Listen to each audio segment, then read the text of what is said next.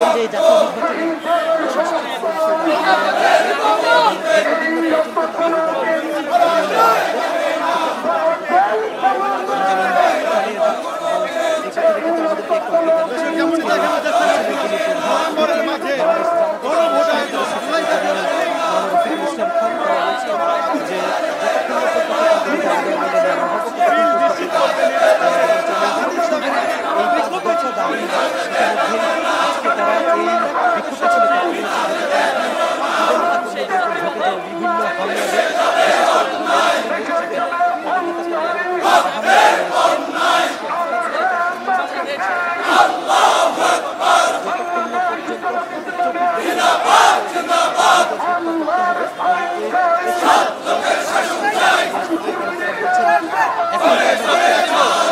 সরকার একটি দলের পক্ষ হয়ে কাজ করছে এবং এই কাজ মূলত গণতন্ত্রের উত্তরণে নতুন বাংলাদেশের যে স্বপ্ন সেই স্বপ্নের পথে বাধা। এই জন্য তারা বলছেন অন্তর্বর্তী সরকার জনগণের ম্যান্ডেট না নিয়ে আসলেও তারা কিন্তু নির্বাচিত হয়ে না আসলেও জনগণের বিশেষ অভিপ্রায়ের ভিত্তিতে যেহেতু সরকার গঠিত তাই অভ্যুত্থানের চেতনা তারা ধারণ করবেন। একই সাথে হচ্ছে নতুন বাংলাদেশ বিনির্মাণে যে ধরনের ব্যবস্থা নেওয়া উচিত তারা সেই ব্যবস্থাগুলো নেবেন এমন আহ্বানে কিন্তু তারা জানিয়েছেন। তারা বলছেন অন্তর্বর্তী সরকারের মধ্য থেকে অনেক উপদেষ্টা সরকারের একটি বিশেষ রাজনৈতিক দলের হয়ে তারা হচ্ছে কাজ করছেন। এই জন্য তারা বলেছেন যে পূর্ববর্তী সময়ে যেসব আমলা বা সরকারি কর্মকর্তা পুলিশ প্রশাসন একটি দলের হয়ে কাজ করেছিল তাদের পরিণতি কি হয়েছিল সে বিষয়টি তারা মনে করিয়ে দিয়েছেন। এই জন্য তারা বলছেন যে অভ্যুত্থান পরবর্তী বাংলাদেশে কেউ দলকানা হয়ে কোনো বিশেষ দলের সমর্থন যুগে তারা হচ্ছে কাজ করবে এটি কোনোভাবেই প্রত্যাশিত নয়। এই জন্য তারা বলছেন যে এগুলো দ্রুত সময়ের মধ্যেই সমাধান করতে হবে এবং নির্বাচনে লেভেল প্লেইং ফিল্ড বলতে যা বোঝায় সেটিও নিশ্চিত করতে হবে। কারণ লেভেল প্লেইং ফিল্ড নিশ্চিত না করলে মূলত যে অবাধ সুষ্ঠু নির্বাচন হওয়ার কথা সেই নির্বাচনটি হবে না। কারণ একটি অবাধ ও সুষ্ঠু নির্বাচনের জন্য মানুষ দীর্ঘদিন ধরে লড়াই করে আসছে। বিগত সময়ে যে 3টি জাতীয় নির্বাচন হয়েছে সেই 3টি জাতীয় নির্বাচনে মানুষ ভোট দিতে পারেনি। এই জন্য সামনের যে জাতীয় নির্বাচনটি হবে সেই জাতীয় নির্বাচন শুধু একটি নির্বাচন নয়, সেটি দেশের মধ্যে ইতিহাস তৈরি করবে। কারণ এই নির্বাচনের মাধ্যমেই মূলত প্রমাণ হবে বাংলাদেশ নতুন গণতান্ত্রিক যে যাত্রায় শুরু করেছে সেই যাত্রা আসলে পূরণ হচ্ছে কিনা, সেই মানুষের আশা আকাঙ্ক্ষার দীর্ঘদিনের যে লড়াই সে লড়াইয়ের প্রতিফলন হবে কিনা কিন্তু এই নির্বাচনের মাধ্যমেই সেটি প্রমাণিত হবে।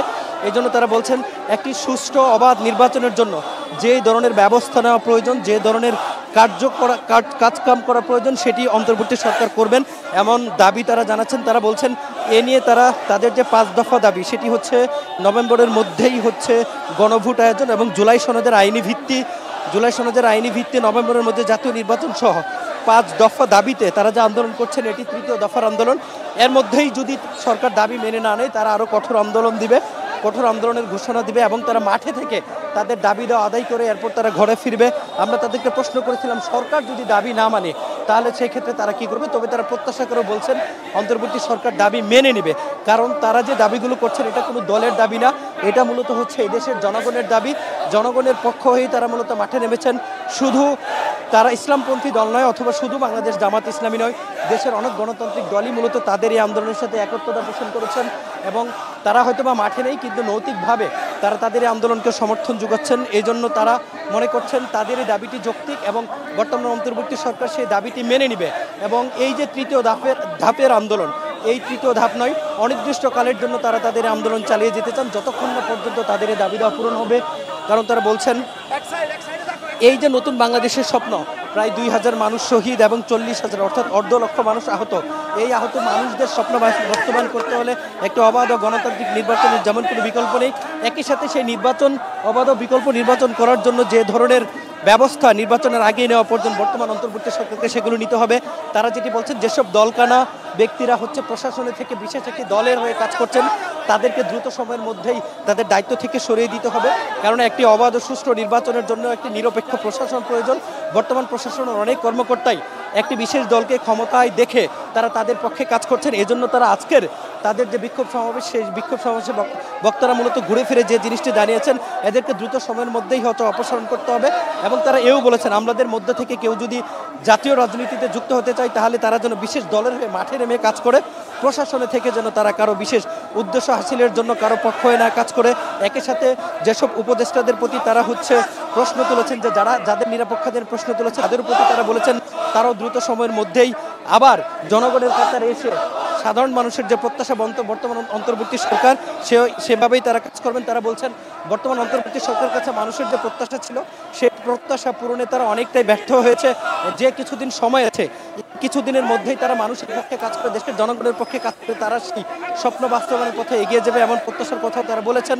তারা বলছেন নভেম্বরে গণভোট হতে হবে, কেননা একই দিনে জাতীয় নির্বাচন এবং একই দিনে গণভোট হলে দেশের সাধারণ মানুষ এই একই দিনে দুটি জিনিস দিয়ে যেতে অভ্যস্ত না, তাই নভেম্বরের মধ্যেই গণভোট করতে হবে। এই দাবিটি শুধু বাংলাদেশ জামাত ইসলামীর না, তারা বলছেন এই দাবিটি আরও অনেকগুলো রাজনৈতিক দলের। এজন্য তারা বলছেন এটি অবশ্যই জাতীয় নির্বাচনের আগেই হতে হবে। আজকের এই বিক্ষোভ মিছিলের প্রধান অতিথি তিনি যেটি বলেছেন যে এর আগে বাংলাদেশে 3বার জাতীয় ভোট হচ্ছে,